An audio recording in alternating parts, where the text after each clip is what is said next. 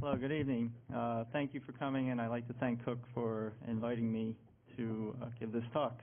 I did a very basic and simple study, I think, looking at two different kinds of incubators, one of which is the MINC, which we have here, and the common Forma 3110, which most IVF laboratories use.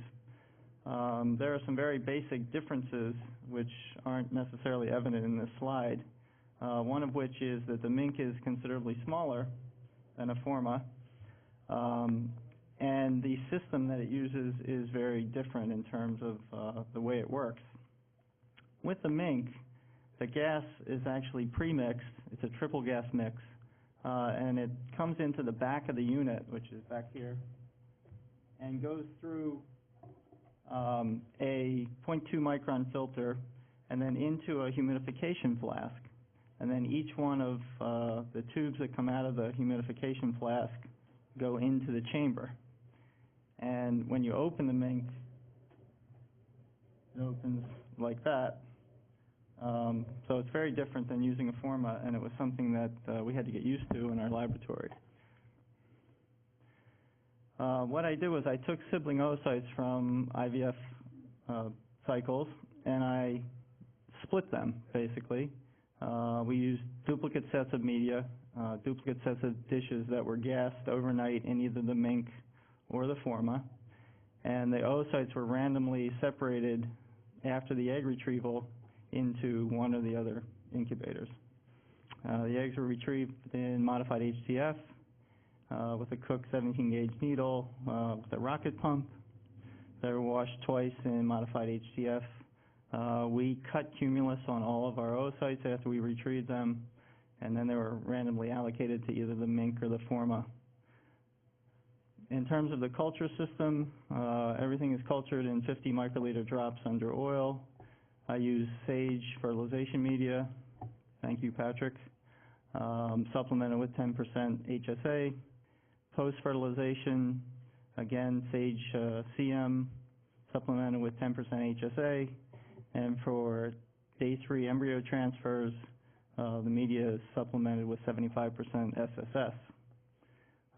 The afternoon of day 3, any non-transferred embryos are moved to Medicol blastocyst media, and then either embryos are frozen on day 5 or a media change until day 6. In the instances where we did blastocyst transfer, we did it in Medicol media supplemented with 65% SSS. The average pHs of our media in both systems for the FM, it was around 7.38. There was a range from 7.25 to 7.45. In CM, 7.36. The range was 7.2 to 7.47.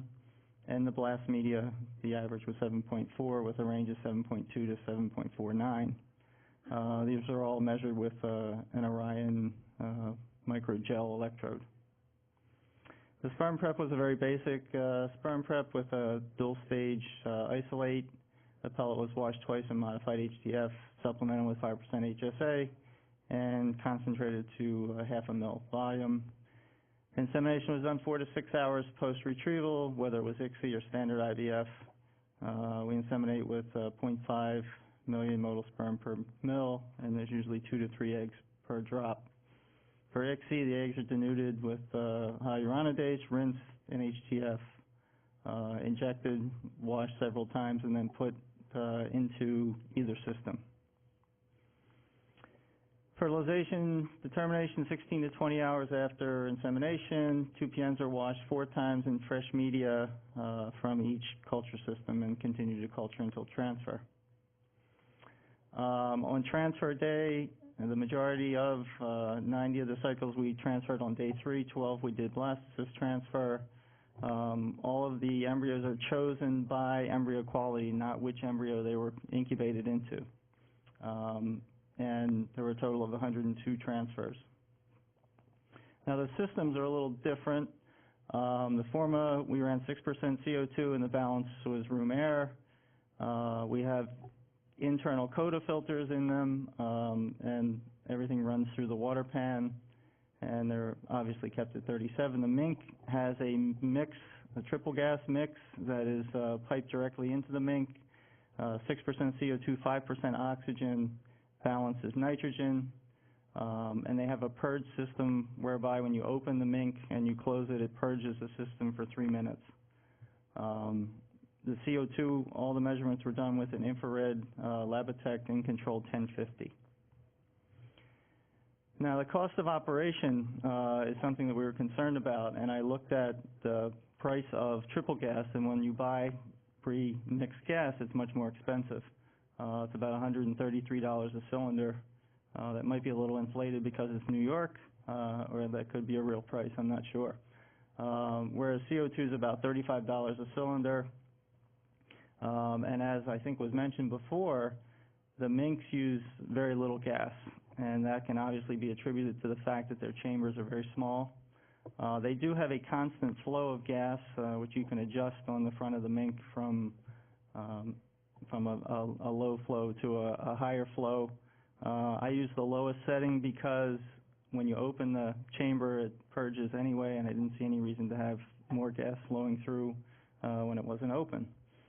So what ended up happening was the total annual cost was very similar to running the pricier triple gas versus the CO2 incubators. And here are my fertilization results. There were a total of 1,189 oocytes inseminated, 621 in the MINC. Fertilization rate was 72% overall. In the formas, 568 were inseminated with a fertilization rate of 67%, and there is a significant difference there.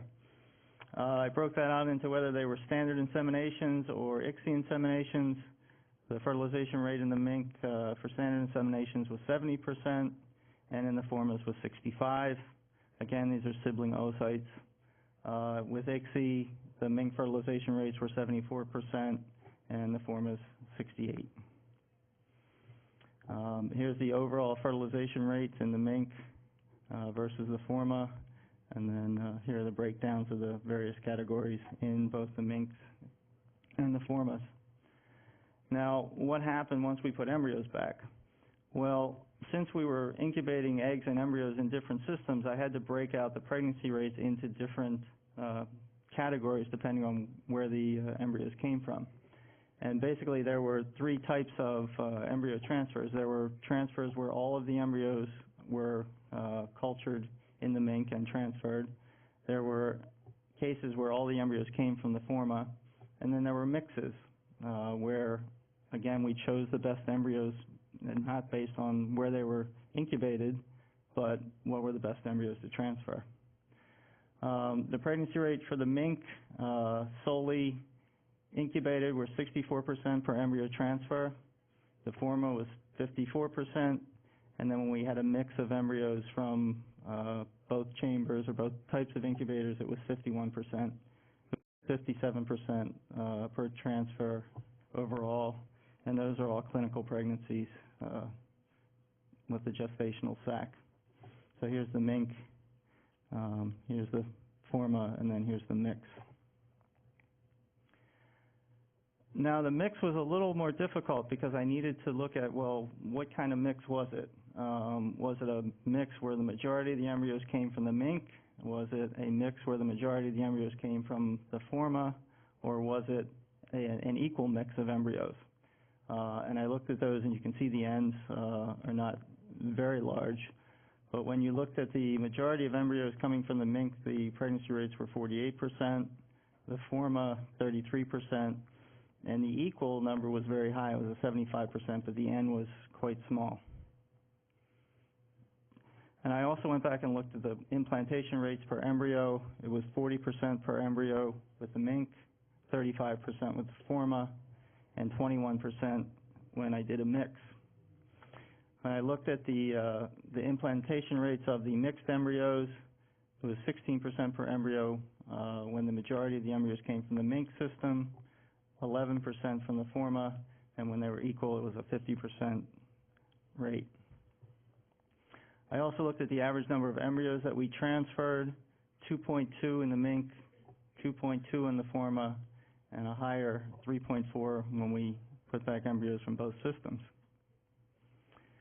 When I broke down the mixed system, the average number of embryos was 3.7, 2.4, and 2.0. The average age of our patients was 33.3. For the patients that had only MINC-derived embryos, the average age was a little over 32.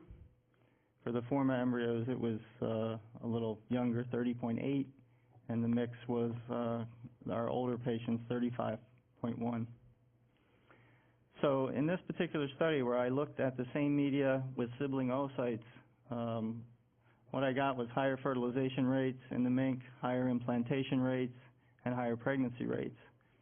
And I would assume that that's because the chamber is smaller, there's a faster recovery, the gas concentration and humidity recover faster, and there's less stress on the eggs and embryos. Thank you very much.